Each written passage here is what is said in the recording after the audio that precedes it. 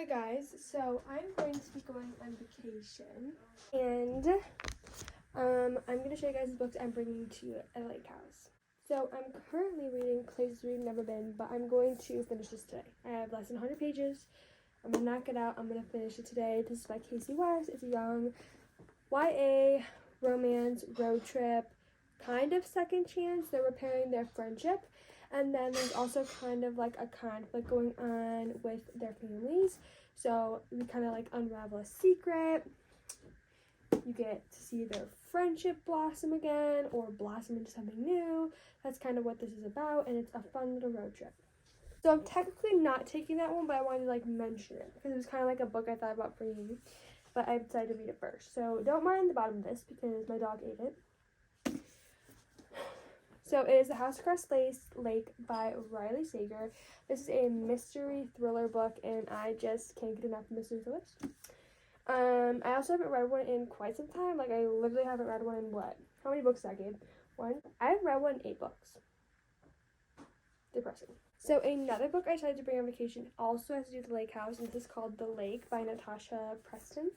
They did something like when they were in camp and they have a secret, her and her best friend, and they become camp counselors and they're super excited. They think nothing can go wrong, and then they get a letter that says the lake never forgets. So you kind of see what their secret is, the scariness of who knows, all that stuff. Super cute. Thought it was nice for the lake house. So then I decided to pick up this book. I actually bought it today because I had a $5 reward for Barnes & Noble. So we got One in Rome by Sarah Adams. This has been everywhere. This has been talked about, and it's a cute romance, and I want to get my hands on it. So it's like a pop star. She wants to get away, and then she goes to Rome, Kentucky, kind of following the steps of Amelia Rose or something. I don't know. I was feeling risky putting this on like the vacation TBR, but A Court of Mist and Fury. This is by Sarah J. Maas. This is the second book in the ACOTAR series. I have already read A Court of Thorns and Roses. I really liked it, and I have been wanting to read more of a fantasy book because the last fantasy book I read was like Cruel Prince. I wouldn't call the Shadow Me series a fantasy. It's kind of more dystopian. So I decided to pick this one. I have picked it up and then I stopped it because I was in like a huge reading slump, and I honestly didn't want to ruin my ACOTAR experience by getting in a reading slump. So I just put this one down, 140 pages in. So if I'm feeling fantasy, I want to bring this one. And last but not least, it's kind of a thick book as well. This is Things We Never Got Over by Lucy Score. This is a Grubby Meets Sunshine again, and it's kind of like more than just a romance, like a slow burn. I think she takes care of her sister's kid because sister doesn't really watch and do anything with the kid. She kind of just like abandoned it or something. I'm not completely sure. But I've seen nothing but great things about this book and nothing but great things about Lucy Score's writing. I have a couple books by her and I want to get them through. So these are the books I have brought with me on vacation. We're leaving tomorrow. I have to finish packing today. I packed my bathing suits and my beach stuff and my clothes. That's all I've packed, so I need to get a move on, do my makeup, my skincare, hair stuff, toiletries, all that. Hi guys, we have arrived to the lake house. Let me just show you the view. Guys, so we're gonna be finishing Places We've Never Been because I never finished it yesterday. I was packing and then I felt like garbage. I don't know why, but I felt like garbage. So he's gonna do some stuff and then I'm gonna do some reading. So let's get going.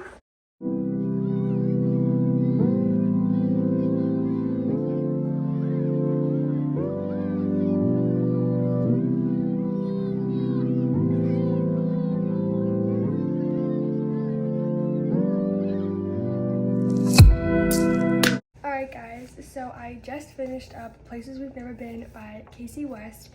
This is a overall 4-star book for me. This book was super cute and I'm so happy I read it on my way to vacation instead of like here at vacation. Second chance romance, friends to lovers. It is so cute and I absolutely devoured this book. So this book has great character development to me.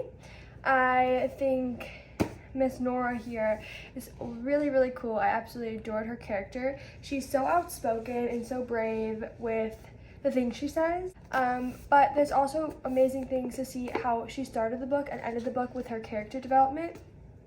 Amazing. There also is a little bit more to this than just like a road trip and coming of a relationship.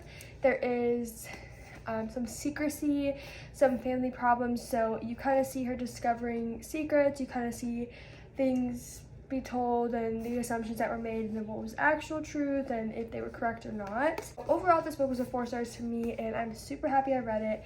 And yeah, I am so happy that I got this done the first day today because I'm going to be reading this book. Hold on, I'll be right back. We have Across Lace by Riley Seeger. This is a mystery, thriller, possibly murder mystery, I don't know. Can't wait to read this. This is my next read. By the way, my dog gets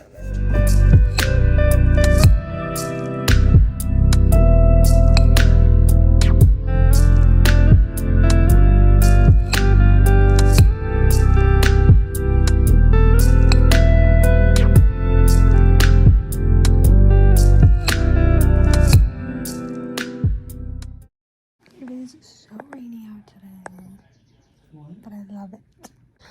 So I haven't really updated you guys on House Across the Lake, to be honest. I haven't at all, actually. I haven't gotten that far. I think I'm about 123 pages in. It is going okay. It's a little slow.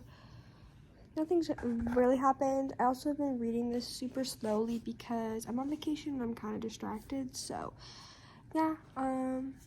This weather, me thinking about fall,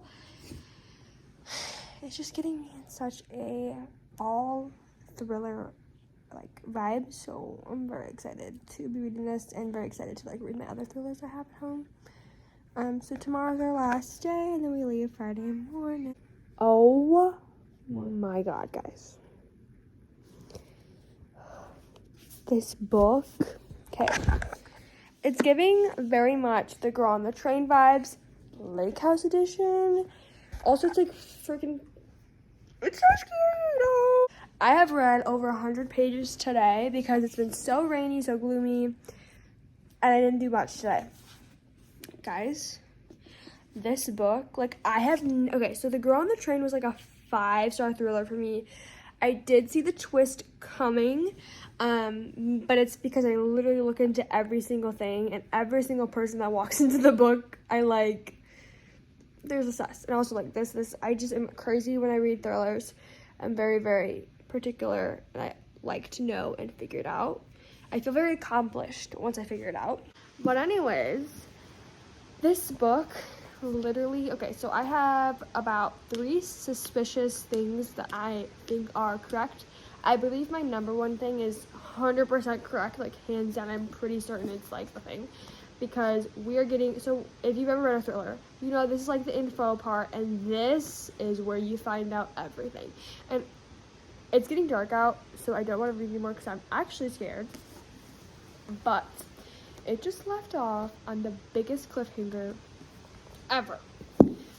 This book had me literally feeling adrenaline. Like my heart was racing. It was like, she was like, I don't even want to say it, but like I'm still feeling very giddy and like so adrenaline rushed about this book, but I'm also so scared. I'm gonna take melatonin tonight just to sleep because I don't know if I can do it without it. I'm scared. At first I was like, okay, this is just kind of like a Girl on the Train thing, and I'm like, I've been there, heard it, done it, seen it. But now, the way this makes me feel, it could be that I'm at a lake house, I'm not sure, but this book, this is very much giving 5 stars. Now, the ending disappoints me where it's not what I think it is, and it's like the person they have been sussing this whole book. I will be so upset because that will be so boring. So boring.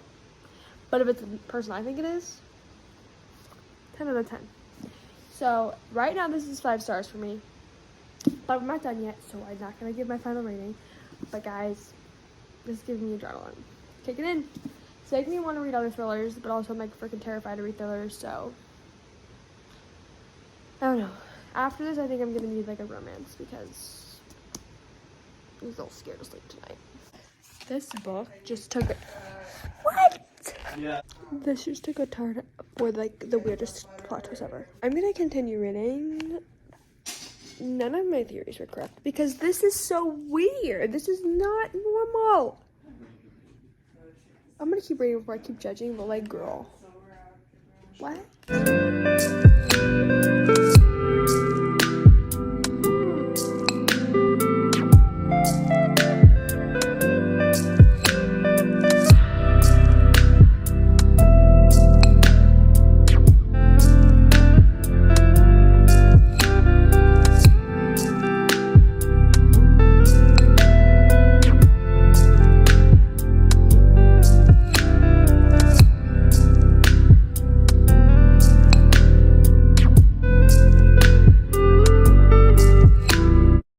Okay guys, as you just saw in the last clip, I just finished The House Across the Lake by Riley Sager.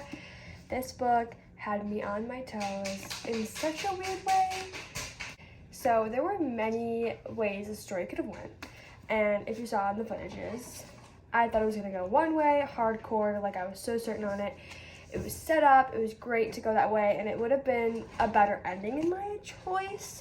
This story, I'm so like torn because this book kept me on my toes in a weird way because this storyline took such a weird turn that I'm not sure if I loved it or hated it, but I will give it credit that the thriller did its job by keeping me on my toes, suspenseful, scared, all of that. But that is why I'm rating it 4 stars.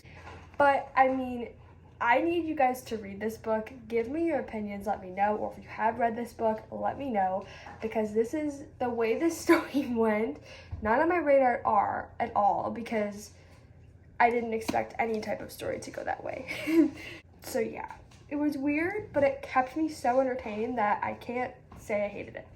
Just definitely super weird and not what I expected it to be, but this was really, really good to read.